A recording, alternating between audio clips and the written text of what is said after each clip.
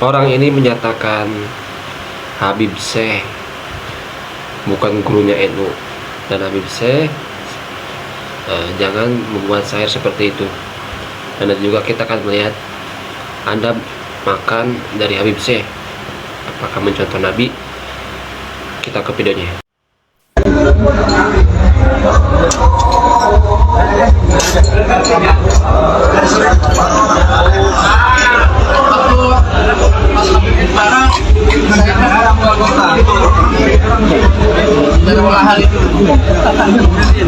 Menika tumiatipun Dep.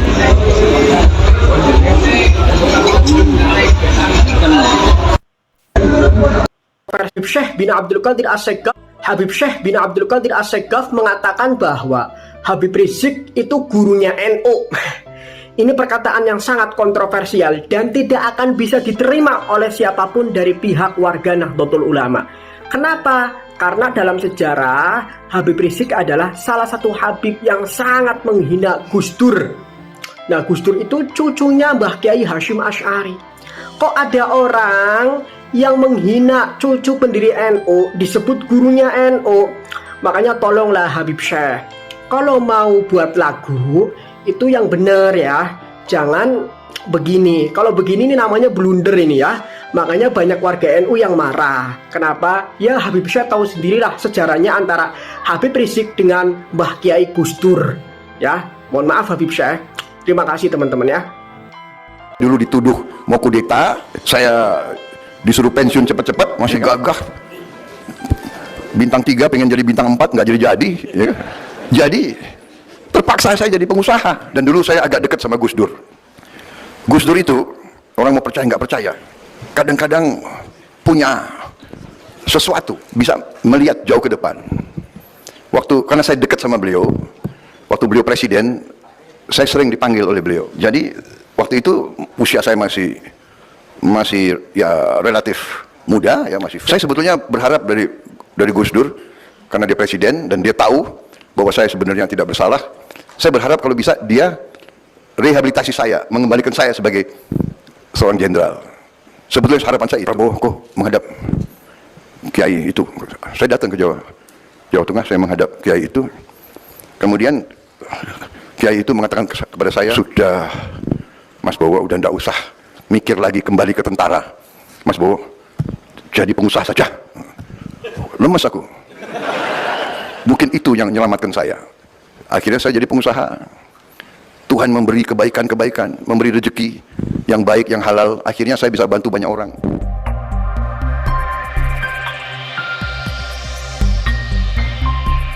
Yang sama-sama Muslim, yang sama-sama Arab, bisa perang di antara mereka. Apa yang kita lihat di Libya, perang sampai sekarang, perang saudara. Apa yang kita lihat di Sudan, perang saudara. Di antara dua jenderal, satu panglima dan satu wakil panglima. Mungkin yang wakil panglima pengen jadi panglima, ya kan? Yang panglima nggak kepingin turun, perang. Syukur alhamdulillah di bangsa Indonesia ini, jenderal-jenderal kita, panglima-panglima kita setia kepada bangsa, negara, rakyat, dan undang-undang dasar. Bapak-bapak sebagian besar sudah kenal saya lama, kira-kira kan begitu. Saya dulu pun pernah dituduh mau kudeta, iya kan? Prabowo mau kudeta, mau ambil alih negara karena dia panglima, punya pasukan tempur yang paling banyak. Dulu saya Pangkostrat, batalion saya 33 batalion tempur semua, ya kan? Kawan dekat saya Panglima Kodam Jaya, Safri Samsudin. Sampai sekarang masih kawan baik, masih membantu saya. Maksud saya mau cerita, ya kan, dituduh. Tapi saya bertanya, sejarah mencatat, apakah Prabowo kudeta atau tidak? Kan tidak. Dituduh mau, tapi tidak lakukan. Saudara-saudara, saya maju. Saya menawarkan diri untuk berbakti kepada negara.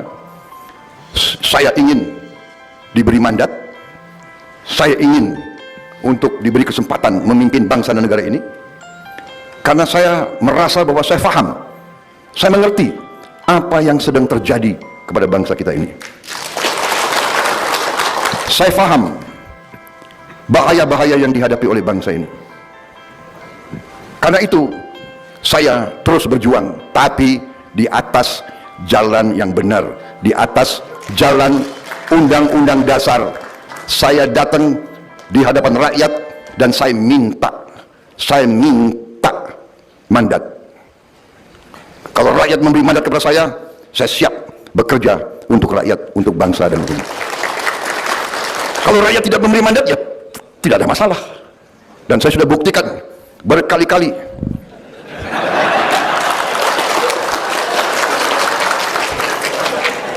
Agak aneh ini ulama ini. Kok ketawa ya?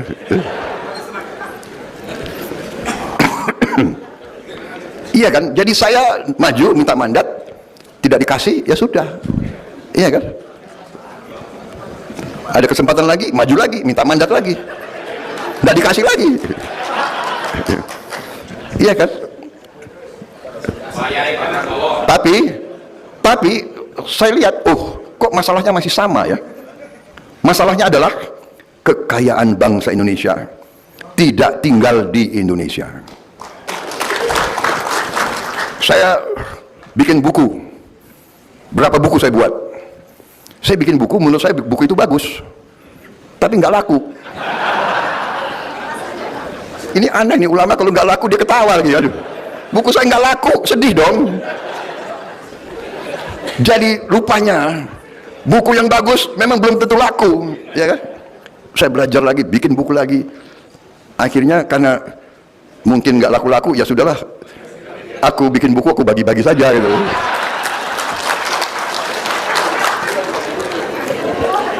Tapi saya belajar sekarang, bikin buku jangan terlalu jelimet.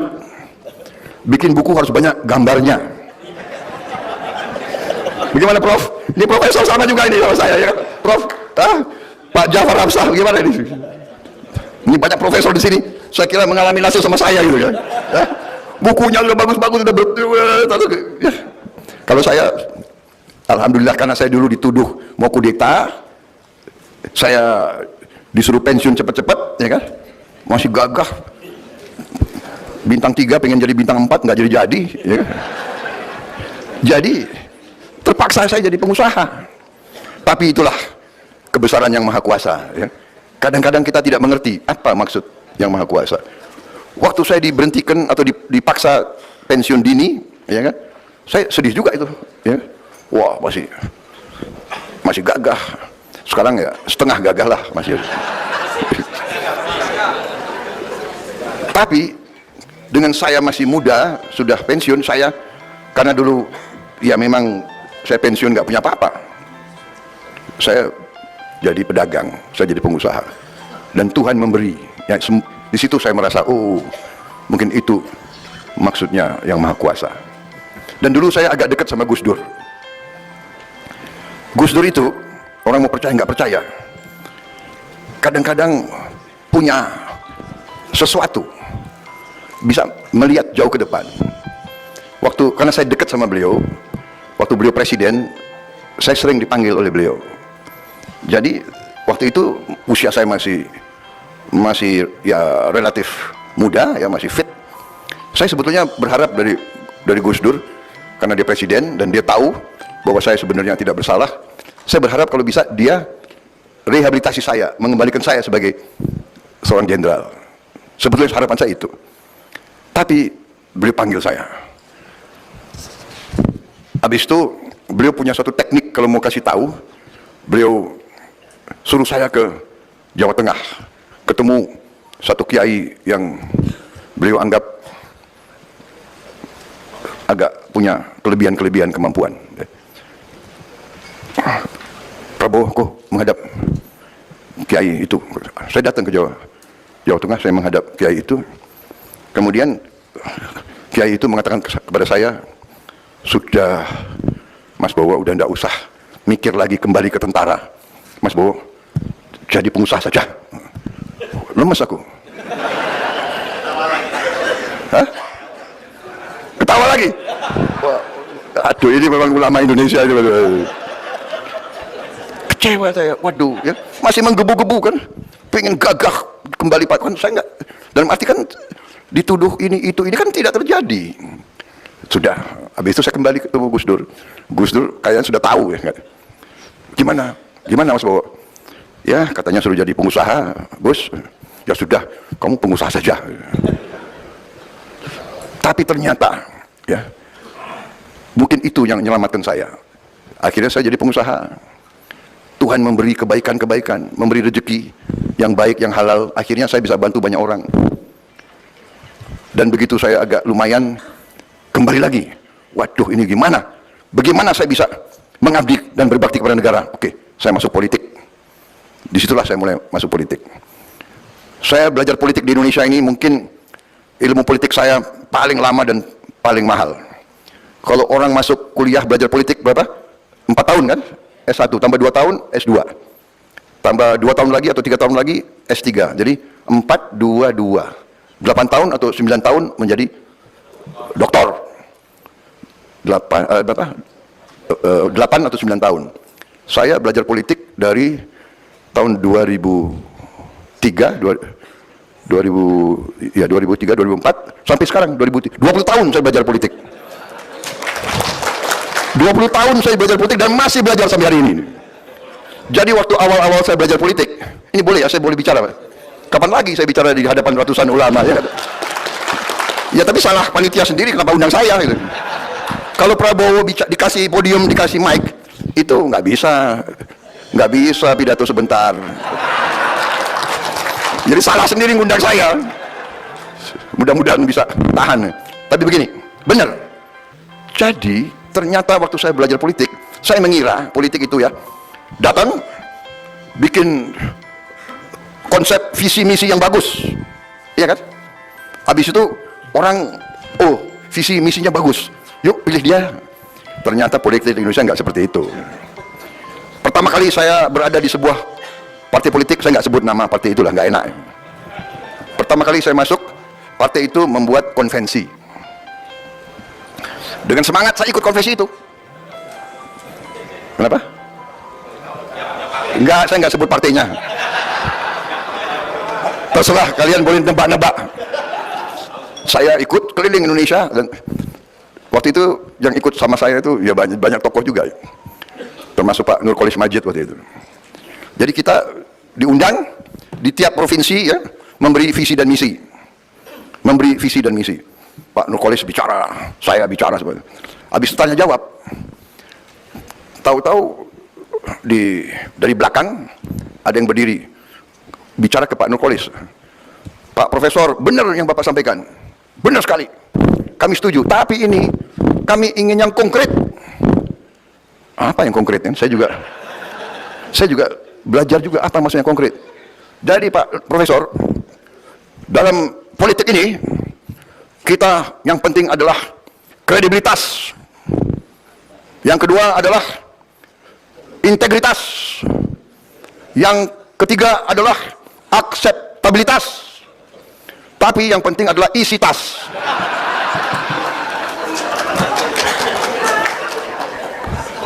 Pak Nurkolis kan orang profesor yang idealis ya kan, marah-marah itu. Apa maksudnya ini? Oh saya belajar, oh begitu ya kan. Alhasil memang demikian ya. Nah, demokrasi yang kita bicara, ternyata demokrasi itu tidak gampang. Demokrasi itu sangat mahal. Dan banyak rakyat kita yang hidupnya sangat susah. Dan karena itulah kita harus waspada. Justru karena rakyat kita susah, mungkin saja ada kekuatan-kekuatan yang ingin mengatur bangsa kita, republik kita dengan cara-cara yang kita sudah mengerti semua. Jadi bapak-bapak sekalian, yang ingin saya sampaikan adalah dari sekian puluh tahun kita sampai hari ini, sebagai bangsa dan negara kita pernah mengalami goncangan-goncangan yang besar. Sebelum merdeka kita dijajah oleh bangsa lain. Kita dianggap Dan syukran lillah. Allahumma sholli ala sayyidina Muhammad wa ala sayyidina Muhammad. Oke, Bapak-bapak, Ibu-ibu, itu dia tadi kita sudah melihat bagaimana ya akhlak atau cara makan dari Habib Syekh ya. Dan kita juga sudah tahu ya bahwa sebenarnya makannya itu memakai tangan, dengan 3 jari ya, Bapak Ibu.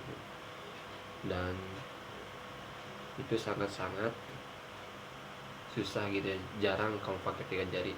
Kadang kita pakai 4 ya, atau bahkan semuanya 5. Cuman ya emang sunahnya pakai tangan. Nabi Muhammad menganjurkan pakai tangan, dan setelah makan ya si bekas makannya itu ya dibutin supaya ya ada yang menyebutkan bahwa itu bisa mempercepat proses pencernaan di dalam tubuh kita ya Bapak Ibu. Masya Allah ya, semoga kita bisa mengamalkan sunnah Nabi Muhammad SAW. Jadi yang dilakukan oleh Habib Syekh ya benar, pakai tangan harusnya. Tapi ya kita harus cuci tangan dulu, harus ya cuci tangan pakai sabun, dan yang ini ya pokoknya ya melakukan sunnah, tapi ya kita harus cuci tangan, harus pakai sabun. Jangan nggak cuci tangan nggak pakai sabun, kita pakai tangan makan. Oke ya Bapak Ibu, seperti itu. Dan juga ada Bapak Prabowo Subianto ya, yang mana menyatakan Gus Dur ya almarhum banyak kejadian banyak ucapan dari Gus Dur ya nyeleweng tapi bener ya. Apakah itu karomah, apakah itu apakah Gus Dur seorang wali Allah ya, wallahu a'lam. Cuman ya kita telah melihat ya banyak sekali kejadian seperti itu ya, kita ambil berkahnya ya Bapak Ibu, malah barokah dari orang-orang soleh. Oke, itu dia video kali ini, semoga bermanfaat, semoga kita semuanya sehat selalu, amin amin. Assalamualaikum warahmatullahi wabarakatuh.